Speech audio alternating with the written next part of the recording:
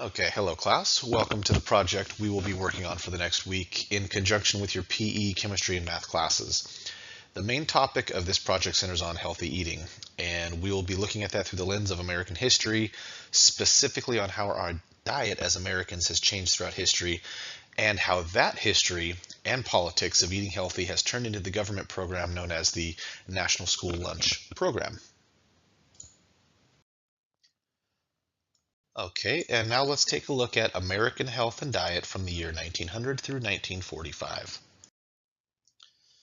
Okay, let's talk about the nutritional evolution and how we got to how we're supposed to eat today through myplate.org. Um, at first, the USDA they began publishing their findings not in scientific journals or anything or whatever they do today, but it was a real simple farmer's bulletin. Started in 1894. Original author was Dr. Wilbur Olin Atwater.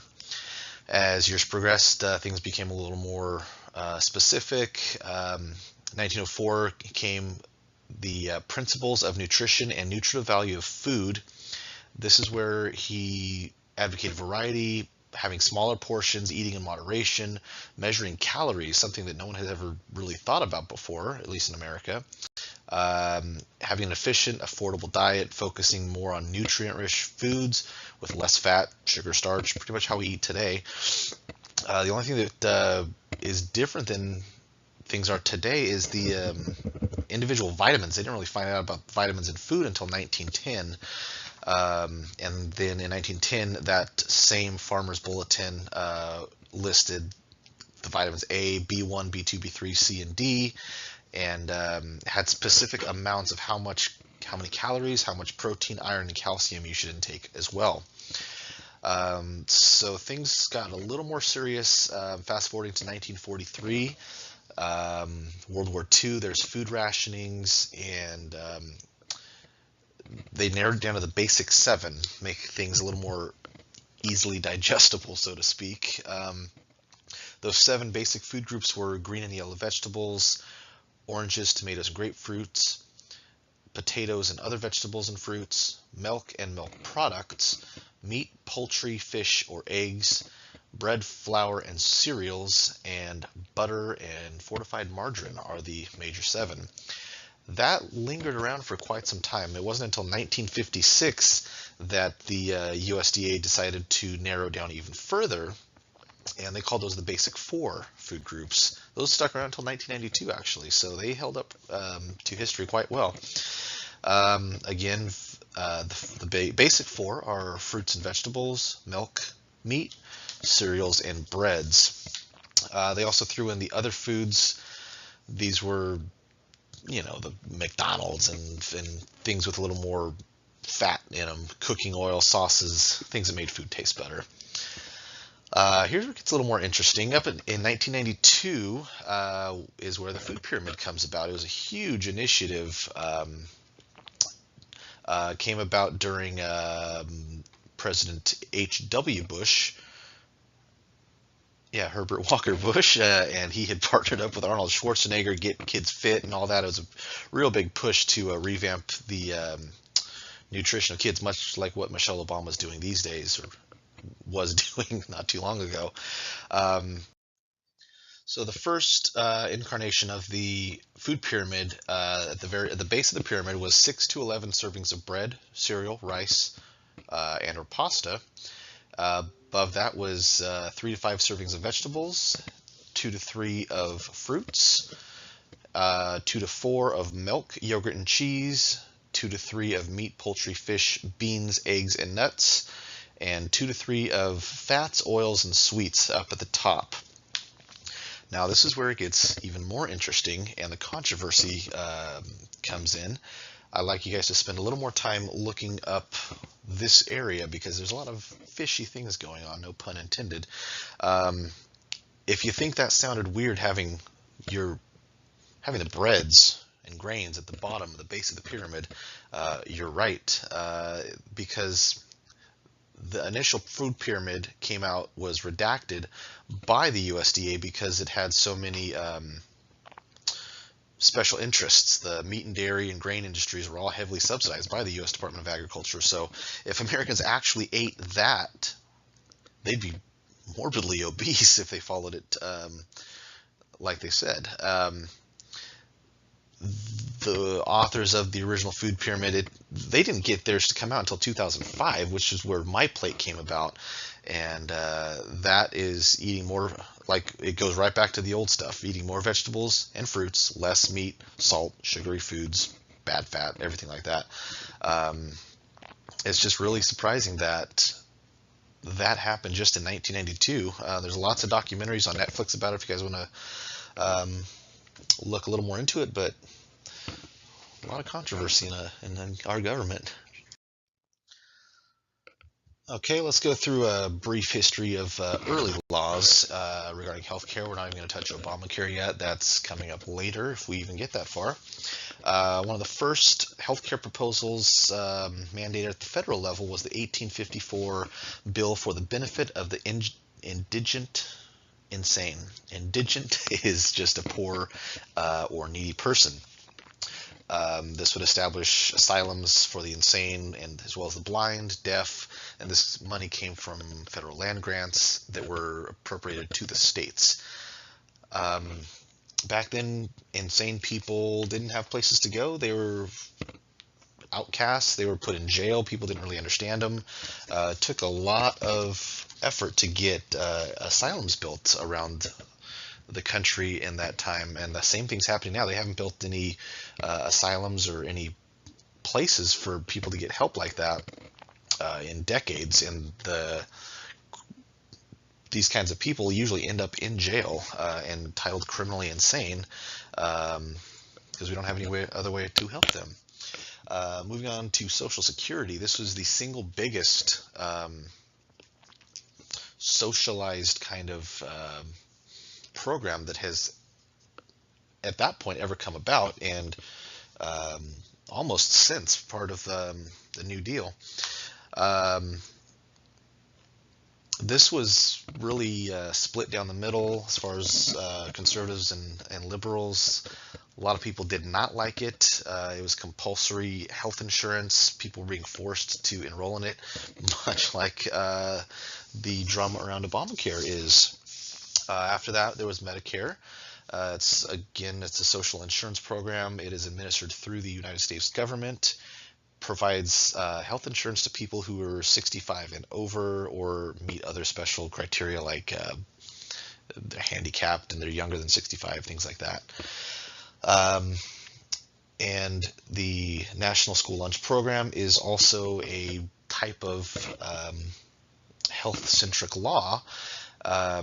It wasn't really put into place until Truman came about in 1946, but the roots began in Philadelphia actually in 1894 through the Star Center Association. They had penny lunches in one particular school, and that was kind of popular, and it spread and spread.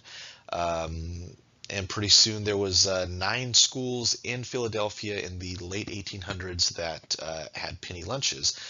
Fast forward a little more through time, in Boston, there was another system working. 1908, Women's Educational Industrial Union started to bring hot lunches to high schools. They prepared the meals in a central kitchen, and they were transported every day to the participating schools. And from there, it just kind of blossomed, and you can read more about that in the link I have here below.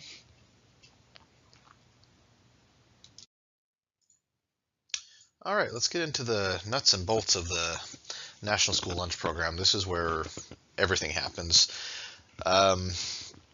Malnutrition or government trickery.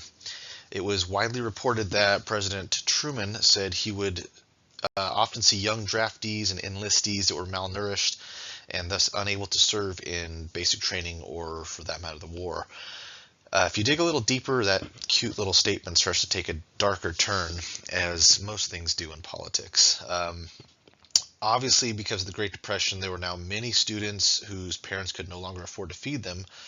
So the government recognized this problem and kind of created the first incarnation of National School Lunch Program. It wasn't called that. It was called the Commodity Donation Program. Also, another result of the Great Depression was the Dust Bowl of the 1930s.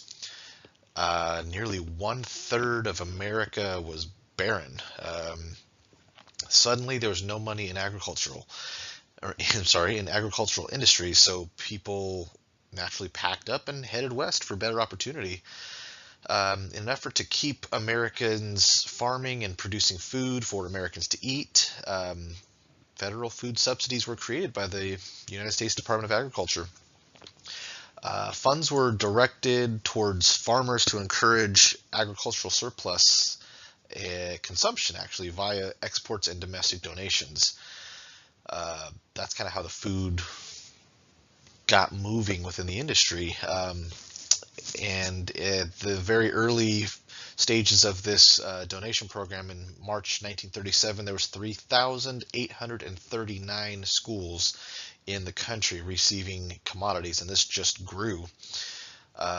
2 years later, that number went up to 14,075. Past that in 1942, there was 78,841 schools, which meant about 5,270,000 kids. Wrapped up in all of that is the Agricultural Law of 1935. This is where the government trickery comes in. It's not so much malnutrition, which I'm sure it was there. A lot of people coming in off the farm in the early 1940s, enlisting or being drafted into the war, probably didn't have a very good diet. So there is some truth to both sides, but it's mostly government interference here. So the Agricultural Law of 1935 gives the president authority to impose quotas when imports interfered with the commodity programs that were already in place designed to raise prices and farm income. It was designed to widen market outlets for surplus agricultural commodities, and these permanently appropriated funds, that's 30% of the annual gross receipts. That 30% went right to low-income populations to give them surpluses and food that they needed to exist. It was sort of a really early welfare program where it was actually food was being distributed instead of food stamps and things like that. After the Agricultural Law of 1935 came the Public Law 320, made possible for the Secretary of Agriculture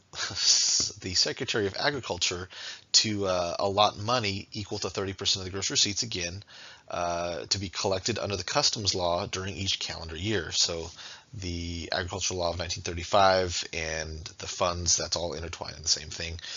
Also Public Law 129, this came about in 1943. This was directly related to salvage school lunches. Congress passed this law to amend the Agricultural Act of 1935 to re-establish school lunch programs. They put $60 million in to cover the purchase of food. And that was so successful that the next year, 1944, they pumped another $50 million in there and to help with the school lunch program.